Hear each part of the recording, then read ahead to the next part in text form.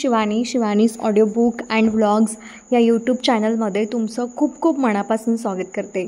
तर मी कंटिन्यू करते आहे बुद्ध आणि त्यांचा धम्म।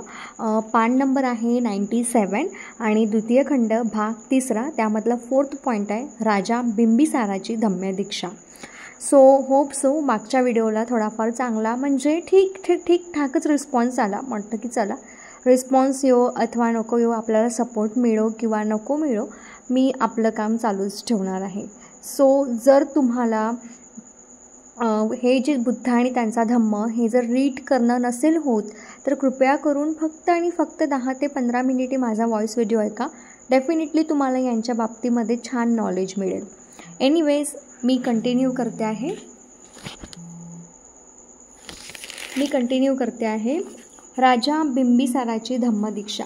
राजगृह एक मगध राजश्रेणीय बिंबिसाराची राजधानी होती आणि एवढ्या मोठ्या संख्येने जटिलांचे दीक्षांतर झाल्याचे ऐकून शहरातील प्रत्येकजण भगवान बुद्धांविषयी चर्चा करू लागला। अशा प्रकारे राजा बिंबिसाराला भगवान बुद्ध शहरात आल्याचे कळले। राजा बिंबिसाराने मनात विचार केला, अत्यंत सनातनी आणि दुराग्रही आशा जटिलांना दीक्षांतर करावयास लावणे ही साधी गोष्ट नव्हे। निश्चित ते अरहंत आणि सम्यक संबुद्धचे असले पाहिजेत। ते विद्वान आणि सद्वर्तनी, जगाचे संपूर्ण ज्ञान झालेले, माणसाचे मार्गदर्शन करणारे सर्वश्रेष्ठ पुरुष आणि देव व मानव यांचे गुरु असले पाहिजे, जे सत्य आणि त्यांना स्वतःला समजले पाहिजे अशाच सत्याचा उपदेश ते करीत असले पाहिजे, ज्याचा आधी मध्यम आणि अंत कल्याणकारक आहे, ज्याचा आशय आणि शब्द हे दोन्हीही अत्यंत सुंदर आहेत, असाच धम्म ते शिकवित असले पाहिजे। संपूर्ण निर्दोष आणि शुद्ध पवित्र जीवनाचा ते प्रसार करीत असले पाहिजे। त्यांच्यासारख्या माणसाचे दर्शन घेणे योग्य होय। म्हणून राजा बिंबिसार मगधातील 12 आणि दशसहस्र 12 लाख ब्राह्मण आणि गृहस्थ यांच्या सह ज्या ठिकाणी भगवान बुद्ध होते तिथे गेले। भगवंताच्या समोर जाऊन त्यांना अभिवादन करून ते त्यांच्याजवळ बसला। मगधातील ते 12 लाख ब्राह्मण आणि गृहस्थ यांच्यापैकी देखील काहींना तथागतास आदराने वंदन केले आणि त्यांच्याजवळ बसले। काहींना तथागतांना कुशलक्षेम विचारून त्यांच्याजवळ जाऊन विनम्रपणे बसले। काहीजण हात जोडून तथागतांपुढे बसले। काहींना तथागतांना आपले नाव आणि गोत्र सांगून ते त्यांच्याजवळ बसले। काहीजण एक न बोलता जवळ जाऊन बसले। मगधातील त्या 12 लाख ब्राह्मणांनी गृहस्थांनी भगवान बुद्धांच्या बरोबर आलेल्या भिक्खूंमध्ये उरुवेल काश्यपाला पाहिले आणि त्यांच्या मनात विचार आला, हे कसे काय? हा थोर श्रमण उरुवेल काश्यपाचे अनुयायित्व पत्करून पवित्र जीवन अनुसरत आहे की उरुवेल काश्यप हा थोर श्रमणाचे अनुयायित्व पत्करून पवित्र जीवन जगत आहे? त्या सर्वांच्या मनात उद्भवलेला प्रश्न जाणून तथागत उरुवेल काश्यपाला म्हणाले, हे उरुवेलवासी, तुम्हाला लोक महापुरुष म्हणतात। तुम्हाला कसे काय आढळते की ज्यामुळे तुम्ही अग्निपूजा सोडून दिली, अग्निहोत्राचा त्याग केला, हे कसे काय घडले? काश्यपाने उत्तर दिले, रूप, शब्द आणि रस यांनी युक्त केले असे पदार्थ आणि वासनाधीन स्त्रिया या वस्तूंचीच यज्ञ यागापासून प्राप्ती होऊ शकते। या वस्तू अशुद्ध आहेत हे मला समजल्यामुळेच मला यज्ञयाग आणि आहुती यांची गोळी वाटली नाही। पण तुमची हरकत नसेल तर हा विचार तुमच्या मनामध्ये कशामुळे आला ते सांगा। नंतर उरुवेल काश्यप आपल्या आसनावरून उठले। आपले उत्तरीय वस्त्र त्यांनी एखाद्या खांद्यावर नीट ठेवले। भगवंताच्या चरणी नतमस्तक होऊन त्यांनी साष्टांग प्रणिपात केला आणि भगवंतांना ते म्हणाले, तथागत माझे गुरु आहेत, मी त्यांचा शिष्य आहे।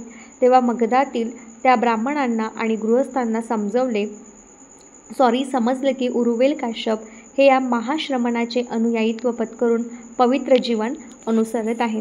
नंतर त्या 12 लाख ब्राह्मणांना आणि त्या गृहस्थांच्या मनात उद्भवलेला एक प्रश्न ओळखून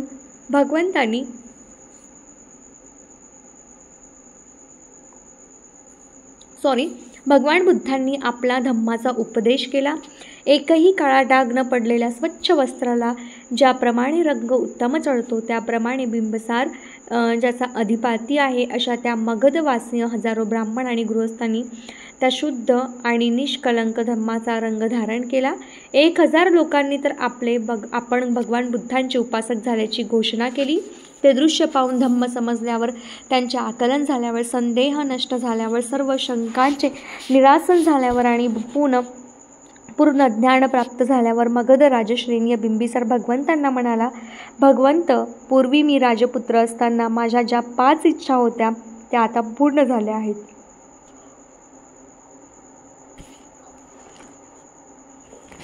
भगवंत, पूर्वी मी राजपुत्र असताना माझ्या मनात विचार आला, मला राज्याभिषेक झाला तर काय बहार होईल. भगवंत, ती माझी पहिली इच्छा होती ती पूर्ण झाली आणि नंतर एखादा अर्हत सम्यक संबुद्ध माझ्या राज्यात आला तर किती चांगली गोष्ट होईल ही माझी दुसरी इच्छा होती. हे भगवंत, ती आता पूर्ण झाली आहे आणि त्या भगवंताची सेवा करणे मला शक्य झाले आहे तर किती बरं होईल. हे तिसरी इच्छा माझी पूर्ण झाली आहे आणि भगवंत, ती आता पूर्ण भगवंत धम्म शिकवावा माझी चौथी इच्छा होती. हे भगवंत, तीही पूर्ण झाली आहे आणि पूर्ण झालेली असून पूर्वी मी राजपुत्र असताना माझ्या 5 इच्छा होत्या. आश्चर्य, हे भगवंत, आश्चर्य जे विस्कळीत झाले आहे त्याची घडी नीट बसवावी किंवा जे गुप्त होते प्रकट करावे किंवा वाट चुकलेला मार्ग दाखवावा किंवा ज्यांना डोळे आहेत त्यांना पाहता यावे, अंधारात दिवा आणावा. त्याप्रमाणे भगवंतांनी अनेक मार्गांनी धम्माची शिकवण दिली. हे केवढे आश्चर्य.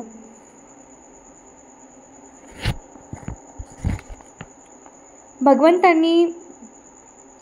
बुद्धांनी ह्या धम्माला आणि त्यांच्या भिक्खू संघाला मी शरण येत आहे. भगवंतांनी आजपासून मला आपला आजन्म शरणागत उपासक म्हणून माझा स्वीकार करावा. पॉईंट नंबर 5, अनाथ पिंडिकाची धम्मदीक्षा. सुदत्त हा कोसल जनपदाची राजधानी श्रावस्तीचा नागरिक होता. या देशावर राजा प्रसेनजित यांचे राज्य होते. सुदत्त हा राजाचा कोषाध्यक्ष होता आणि गरिबांना उदार देणग्या देत असल्यामुळे सुदत्त हा अनाथ पिंडिक म्हणून ओळखला जात असे. भगवान बुद्ध राजगृह येथे असताना आपल्या काही खाजगी कामानिमित्त अनाथ पिंडिक तेथे आला होता. तो राजगृह येथील श्रेष्ठींकडे थांबला होता, ज्याच्या बहिणीशी त्याचा विवाह झाला होता. तो आला त्यावेळी श्रेष्ठीकडे भगवान बुद्ध आणि त्यांचा भिक्खू यांच्यासाठी भोजनाची एवढ्या मोठ्या प्रमाणावर तयारी चालू असल्याचे त्याला आढळले की येथे एखादा लग्न समारंभ असावा किंवा राजाला आमंत्रण देण्यात आले असावे की काय असे त्याला वाटले. वस्तुस्थिती समजल्यावर भगवान बुद्धाच्या दर्शनासाठी तो अत्यंत उत्सुक झाला आणि तथागतांना भेटण्यासाठी तो त्याच रात्री निघाला व तेथे पोहोचला आणि तथागतांनी त्याच्या हृदयातील शुद्ध भाव त्वरितच ओळखून सांत्वनपर शब्दांनी त्यांचे स्वागत केले. आसनस्थ झाल्यावर अनाथ पिंडिकाने भगवंताचा उपदेश ऐकण्याची इच्छा व्यक्त केली. तथागतांनी त्यांची इच्छा मान्य करून एका प्रश्नाने सुरुवात केली. कोण आहे जो आपले जीवन घडवितो आणि त्यास जसे वाटेल त्यानुसार चालवितो? तो कोणी ईश्वर आहे का? कोणी सृष्टीकर्ता आहे काय? जर ईश्वर निर्माण करता असेल तर प्राणीमात्रांना त्यांच्या अधीन राहून निमूटपणे चालावे लागेल. कुंभाराने घडविलेल्या मडक्याप्रमाणे त्याची स्थिती होईल आणि जर ईश्वराद्वारे जग निर्माण झालेले असते तर त्यात दुःख, आपत्ती किंवा पाप कसे असते बरे? कारण चांगल्या आणि वाईट अशा गोष्टीचा उद्भव त्याच्यापासूनच झाला असेल मानावे लागेल. जर दुःख आणि पाप यांचा स्रोत ईश्वरास मानले नाही तर त्यांच्याहून वेगळे आणि स्वतंत्र असे दुसरे एखादे कारण असले पाहिजे असे मानावे लागेल आणि मग तो ईश्वर सर्व शक्तिमान राहणार नाही. याप्रमाणे ईश्वरविषयक कल्पनाचे मूळच नष्ट होते हे तुमच्या लक्षात येईल. तर काय ब्रह्मपासून ही सृष्टी निर्माण झाली? ब्रह्म देखील सृष्टीचे कारण होऊ शकत नाही. ज्याप्रमाणे बीजापासून झाड उत्पन्न होते त्याप्रमाणे सर्व वस्तूंची उत्पन्न, तर मग एकाच ब्रह्मापासून सर्व वस्तूची उत्पत्ती कशी होऊ शकते? आणि जर ब्रह्म सर्वव्यापी असेल तर मग निश्चितपणे त्याचा निर्माता होऊ शकत नाही. आणखी असेही म्हटले जाते की आत्मा हाच निर्माता होय. मग त्याचे सर्वच वस्तू सुखकर का केल्या नाहीत? दुःख आणि सुख ही वास्तविक सत्य आहे आणि त्यांना बाह्य अस्तित्व आहे आणि ती आत्म्याने निर्माण केलेली असणे हे कसे शक्य आहे?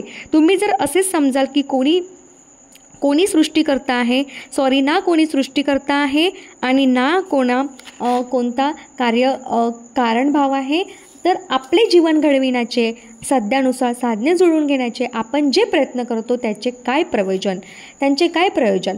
म्हणून आमचे म्हणणे असे आहे की ज्या वस्तू अस्तित्वात येतात त्या सर्व कारणाशिवाय अस्तित्वात आलेल्या नाहीत. त्या ना ईश्वर, ना ब्राह्मण, ना आत्मा, ना विनाकारण निर्मित झालेल्या नाहीत, तर आमची स्वतःची कर्मेच आहेत जी बऱ्याच वाईट परिणामांना कारणीभूत असतात. हे सर्व विश्व कारणभावाच्या सिद्धांतावर म्हणजे समुत्पाद नियमावर आधारलेले आहे आणि जी काही कारणे असतात ती अमानसिक नसतात. उदाहरणार्थ पेला ज्या सुवर्णाचा केलेला असतो तो आधीपासून आतापर्यंत सुवर्णच असतो. म्हणून आपण ईश्वर पूजेच्या आणि त्यांच्या प्रार्थनेच्या थोतांडाचा त्याग करून आपण व्यर्थच्या काल्पनिक भराच्या मरणात लिप्त राहू नये. आपण आत्मा आणि आत्मार्थपासून मुक्त होऊया. कारणाशिवाय कोणतीही वस्तू उत्पन्न होत नाही, म्हणून आपण कुशल कर्म करू. या म्हणजे आपल्या परिणाम देखील आपणच कुशलच मिळतील. अनाथ पिंडिक म्हणाला, भगवंताच्या वचनातील सत्य मला समजले आहे. मी त्यास हृदयंगम केले आहे. मी माझ्या अज्ञासास आणखीन दूर करू इच्छितो. माझे बोलणे ऐकल्यावर मी काय करावे याविषयी भगवंतांनी मला उपदेश करावा. माझ्या आयुष्यात मला खूप कामे करावी लागते आणि विपुल संपत्ती मिळवल्यामुळे मला अनेक गोष्टींची चिंता करावी लागते. तरीही माझी कामे आनंदाने करतो आणि मी त्यासाठी प्रमादहरीत राहून खूप परिश्रम करतो. माझ्या पदरी पुष्कळ नोकर चाकर आहेत आणि माझ्या उद्योगधंद्याच्या यशावर त्यांचे जीवन अवलंबून आहे. आपले शिष्य परिव्रजेच्या सुखाची प्रशंसा करताना, गृहस्थ जीवनात दोष देत असताना मी ऐकले आहे की ते म्हणतात, तथागतांनी आपल्या राज्याचा आणि परंपरागत ऐश्वर्याचा त्याग केला आहे आणि सदाचरणाचा मार्ग शोधून काढला आहे. याप्रमाणे त्यांनी संबंध जगाला निर्वाणाचा मार्ग दाखविला आहे. जे न्याय असेल ते करावे आणि आपल्या बांधवांना त्यांची सेवा करून सुखी करावे. याविषयी माझ्या मनाला उत्कंठा लागून राहिली आहे. म्हणून मला असे विचारायचे आहे की माझी संपत्ती, माझे घर, माझा व्यापार, उदीम यांचा मी त्याग करावा काय आणि आपल्याप्रमाणे धार्मिक जीवनाचा आनंद मिळवण्यासाठी गृहहीन झाले पाहिजे काय. आणि तथागत म्हणाले, अष्टांग मार्गाने जो जातो त्या प्रत्येकाला उदात्त धार्मिक जीवनाचा आनंद मिळणे अशक्य आहे. जो संपत्तीला चिकटून राहतो त्याने तिचे विष स्वतःच्या मनात पेरून घेण्यापेक्षा तिचा त्याग करणे अधिक चांगले. परंतु जो संपत्तीला चिकटून राहत नाही, ती जवळ असून सुद्धा तिचा उपयोग जो चांगल्या तऱ्हेने करतो तो आपल्या बांधवासाठी एक वरदान ठरतो. माझे तुम्हाला असे सांगणे आहे की तुम्ही गृहस्थ जीवनातच राहा. तुमचा जो जीवन व्यवसाय आहे त्यातच तुम्ही प्रमाणपूर्वक राहा. जीवन, संपत्ती, सत्ता माणसाला गुलाम नाही करत, तर जीवन, ऐश्वर्य, अधिकार यासाठी त्यांची जी आसक्ती असते ती त्यांना गुलाम बनविते. केवळ रिकामपणाचे जीवन जगण्यासाठी जो भिक्खू गृहत्याग करतो त्याचा काहीही फायदा होत नाही, कारण आळसाचे जीणे घृणास्पद होय आणि निष्क्रियतेचे आणि शक्तीच्या अभावाचे जीवन स्पृहणीय असते. जोपर्यंत अंतःप्रेरणा जागृत होत नाही तोपर्यंत तथागताचा धम्म कोणाही माणसाने गृहहीन व्हावे, असा संसार त्याग करावा असे सांगत नाही. माणसाने स्वार्थाच्या भ्रमातून मुक्त व्हावे, कामभोग इत्यादी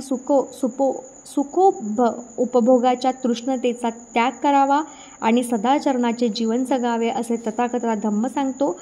आणि काही लोक काही करोत, कारागीर, व्यापारी किंवा राज्याचे अधिकारी म्हणून काम करत किंवा संसार त्याग करून धार्मिक चिंतनात आयुष्य घालवत त्यांनी आपली अंतःकरण त्यात ओतले पाहिजे. त्यांची मेहनत आणि उत्साही असली पाहिजे आणि जर ते पाण्यात वाढणाऱ्या परंतु पाण्याला स्पर्श न होणाऱ्या कमळाप्रमाणे राहतील. जीवन संघर्षात कोणाचाही हेवा द्वेष करीत नसतील आणि या जगात ते स्वार्थाचे नव्हे तर परमार्थाचे जीवन जगत असतील तर आनंद, शांती, समाधान आणि खात्रीने त्यांच्या मनात वास करतील.